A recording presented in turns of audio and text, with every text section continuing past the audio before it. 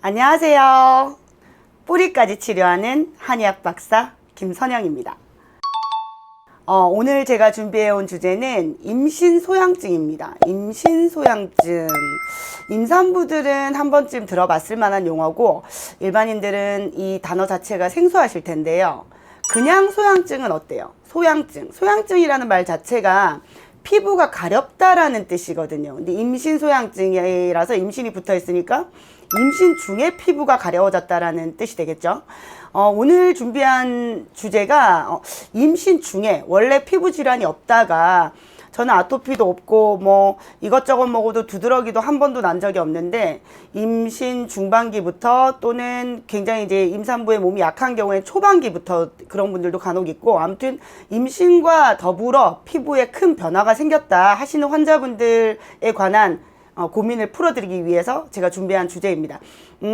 임신소양증은 말 그대로 임신을 하고 나서 잠시 피부가 뭐 이제 힘들지 않을 정도의 가려움증이라면은 그런 용어가 붙지 않았을 텐데, 굉장히 견디기 힘들 만큼 피부가 가려워진 경우, 그리고 이제 그냥 가렵기만 한 게 아니라 울룩불룩 굉장히 심하게 올라와요. 두드러기처럼 벌겋게 올라오고, 그리고 변화가 굉장히 빠릅니다. 전변 속도가 빠르다라고 표현을 하는데, 하루아침에 자고 일어나니 갑자기 아토피 환자처럼 됐다 선생님, 시작이 허벅지에서 시작을 했는데 뭐 배로 올라오고 가슴으로 올라오고 팔로 올라오고 엉망입니다. 거의 뭐 이제 옷을 올려보세요 해서 제가 체크를 하면은 옷이 피부에서 나온 지물 때문에 붙어서 잘 올라가지 않는 경우까지도 있어요. 이런 환자분들, 제가 임신하고 입덧이랑 이제 뭐 체력도 딸리고 배도 나오고 몸이 힘들어지니까 너무 힘든데 소양증 없이 지나가는 엄마들도 많던데, 저는 왜 이 증상까지 와서 너무 힘든 겁니까? 원장님, 원인을 좀 알고 싶다. 그리고 어떻게 하면은 제가 출산할 때까지 이 소양증에서 좀 벗어날 수 있느냐를 많이 물어보시거든요. 소양증은 왜 오는 걸까요? 소양증은. 자, 먼저 임신 중에 소양증이 오는 원인에 대해서 한번 알아볼게요. 제가 이제 이 주제를 준비하면서 많이 찾아봤는데 어디에서도 이걸 명확하게 얘기해 주는 부분이 없더라고요. 저희 환자분들도 한의원에 오시기 전에 1번으로 먼저 가시는 데가 본인이 임신 중에 진료받고 있는 산부인과를 먼저 가세요. 산부인과 가셔서 피부에 이런 증상이 있다라고 말을 하고, 그 다음에 이제 그 순환 연고 를 처방을 받으신다든지, 아니면은 좀 약한 등급이긴 하지만은 항히스타민제를 너무 힘든 경우는 처방을 받고, 그리고 생활이 안 될 정도로 괴로운 환자들은 주사를 맞고 오는 경우도 있어요. 그런데 문제는 연고를 바르거나 주사를 맞았거나 효과가 거의 없는 환자들이 대부분이라는 거죠. 그래서 오시면은 환자분들이 산부인과 갔더니 원장님이 처방해 주시는 처방이 제게 효과가 없어서 임신 중이지만 피부과를 갔다. 피부과 전문의 선생님들은 좀 더 잘 아실까 싶어서 갔다. 그런데 이제 연고의 성분이 비슷하고, 그다음에 산부인과에서 이런 약을 받았다라고 얘기를 하면은 임산부기 때문에 그 이상의 약은 쓰기 힘들다, 또는 뭐 비슷한 성분을 처방을 한 번 더 해줄 테니 드셔보시고 오시라라고 얘기를 한다는 거죠.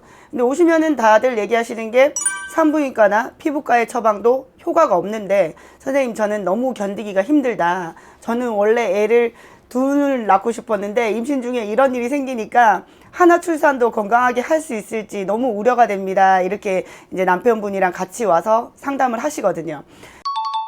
소양증은 우리가 일반적인 피부에 질환이 왔을 때를 한번 생각을 해볼게요. 가족 4명이서 식사를 하러 갔어요. 외식을 하러 갔다. 오늘 우리 집의 외식 메뉴가 회였다고 생각을 해볼게요. 그런데 4식구가 다 동일한 회를 먹었는데, 그리고 우리 4식구는 평소에 어떠한 횟집에 가서 회를 먹어도 전부 다 회에 대한 알러지가 없었다라고 봤을 때, 유독 오늘만 나만 괜시레 오늘 내 몸 상태랑 안 맞았는지 회를 먹고 나서 두드러기가 올라오는 반응이 생길 수 있고, 피부가 이제 가려운 상태가 될 수 있는 경우가 일시적으로 있지 않습니까?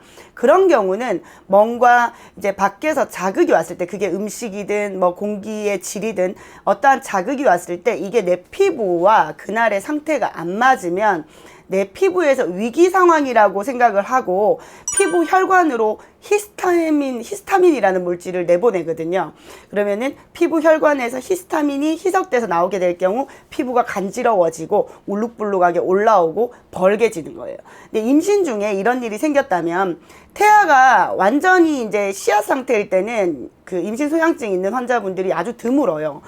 적어도 아주 빨리 오는 경우도 뭐 한 12, 3주 정말 빠른 환자, 제가 본 환자가 12주 때 오셨던 분이 있고, 그 다음에 뭐 일반적으로는 15주, 16주는 넘어가야, 그리고 이제 후반기에 오시는 분들이 많고. 그런데 아이가 크고 성질이 커질 때 내 체내에서 뭔가 우리 주인님 몸에 없던 성질의 무언가가 들어와 있는데 우리 주인님 몸을 공격하는 상황인가, 이렇게 착각을 하고 오류를 일으키는 거예요. 그러면서 피부에 피부 혈관에다가 히스타민이라는 물질을 내보내서 피부를 가렵게 만들고, 그 다음에 이제 그 벌겋게 만들고, 심해지면 진물도 나게 하는 거죠.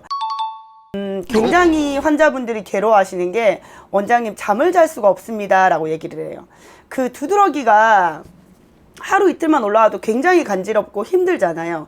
근데 그 상태로 임산부가 일주일, 뭐 2주일 이렇게 가보면은 정말 사람 미칩니다. 저도 둘째 임신했을 당시에 저는 이제 이 일을 하니까 대번에 알아차렸는데 약간 그런 기미가 보이길래 저는 바로 이제 저에게 맞는 처방을 다려서 먹고 바로 진정을 시켰거든요. 근데 환자분들은 잘 모르시니까 이제 또 한의원에 가서 이게 해결된다는 생각을 못 하시고 버텨보는 거예요. 뭐 맘카페나 뭐 이런데 이제 정보를 찾아보시고 이런저런 바르는 걸로 뭐 수딩 젤, 알로에 겔 이런 걸로 뭐 진정을 시켜보고, 얼음 찜질도 해보시고, 가려움이 극심하게 또 올라올 때는 찬물에 샤워도 해보고, 그다음에 음식 조절도 해보다가 그래도 안 되네요. 원장님 이거 어떻게 해결해야 됩니까? 어떻게 이제 다른 친구한테 소양증을 잘 보는 한의원이 있다 해서 왔다, 이렇게 상담하시거든요.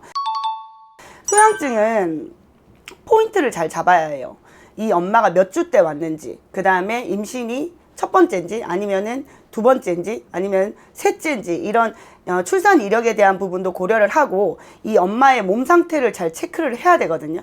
평소에 잘 살이 안 찌는 체질인지, 아니면 임신 중에도 체중이 과하게 늘어나는 거를 걱정해서 잘 안 먹는다든지, 아니면 입덧이 심해서 몸이 굉장히 좀 오히려 임신 전보다 체중이 더 빠졌다든지, 이런 부분들을 고려해 가지고 개인별 처방이 들어가야 됩니다. 개인별 처방이 들어가서 이 삐뽀삐뽀 저절로 이제 빨간 불이 켜진 피부를, 그런 상황이 아니다, 내가 아주 안전하게 케어해야 되고 키워내야 되는 태아가 들어와 있는 상황이기 때문에 이 지금 속에서 너희들이 빨간불 켜서 히스타민 계속 내보내야 될 응급 상황이 아니라는 거를 피부에 인지시켜주는 처방을 써야 되거든요. 그렇기 때문에 제가 해보니까 환자분들이 어떻게 이렇게 빨리 낫나요? 물어보시는데, 임신을 해보고 안 해보고의 차이가 큰 것 같아요. 그리고 제가 이제 소양증 환자를 보기 전에 저는 첫째 때 임신 중에는 소양증이 없었거든요. 근데 아까 말씀드렸다시피 둘째 때는 이 소양증이 싹 올라올 기미가 보였단 말입니다. 그리고 이제 이게 글로만 읽는 것보다 본인이 경험을 해보면 이게 정말로 괴롭고 힘들구나라는 걸 아는데, 저는 초반에 진정을 시켰지만 그 2, 3일도 굉장히 힘들었거든요.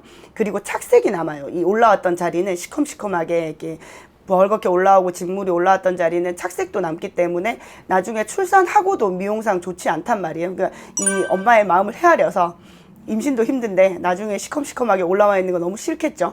그리고 그런 미용적인 부분보다 일단 지금 너무 힘들어요, 엄마가. 그러니까 그 부분을 해결을 시켜줘야 되는 부분에 대해서 포인트를 초점을 잡고 빠르게 조치할 수 있는 약재들을 써야 되는데, 아빠가 같이 오시거나 또는 이제 친정엄마, 시어머니, 그리고 임산부 본인이 왔을 때 걱정하는 부분이 임신 중에 한약을 써도 되냐에 대한 부분이에요.